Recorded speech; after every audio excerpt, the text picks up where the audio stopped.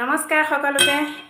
মই আজি এটা বিলাহী সস লৈ আহিছো আপোনালোকে বিভিন্ন ধৰণে খাব পাৰিব আৰু 10-15 দিনলৈ আপোনালোকে ব্যৱহাৰ কৰি থাকিব পাৰিব এয়া হৈছে বিলাহী সস মই বনাইছিলো আৰু আপোনালোকলৈ ভিডিওটো আগবঢ়াই দিছো এয়া এনে ধৰণে বয়ামত ভৰাই ফ্ৰিজত ৰাখিব পাৰিব আৰু বিভিন্ন ধৰণে এটো খাব পাৰিব আপোনালোকে এনেকৈ চাব অলপ আঠা আঠা লাগিলে নমাই থৈ দিব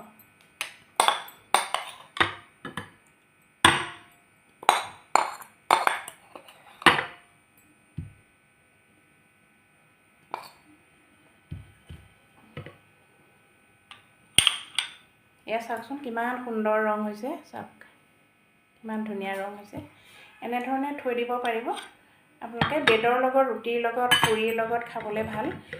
বেলেগ বেলেগকে বনাই থাকিবলৈ আমাৰ সদায় বনাই থাকিবলৈ সময়ৰ নাটনি আৰু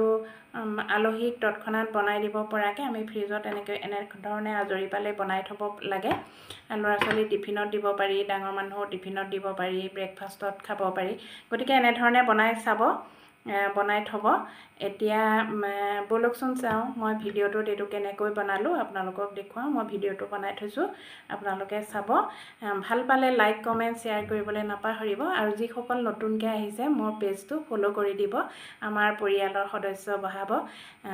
আজি বলক এতিয়া ভিডিওটো চাবলৈ যাও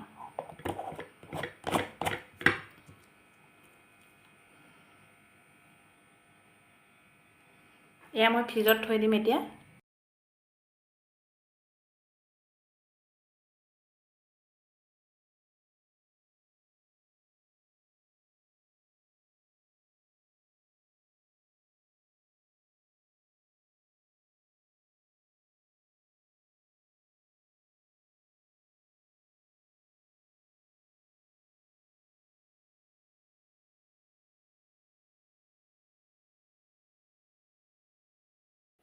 Hi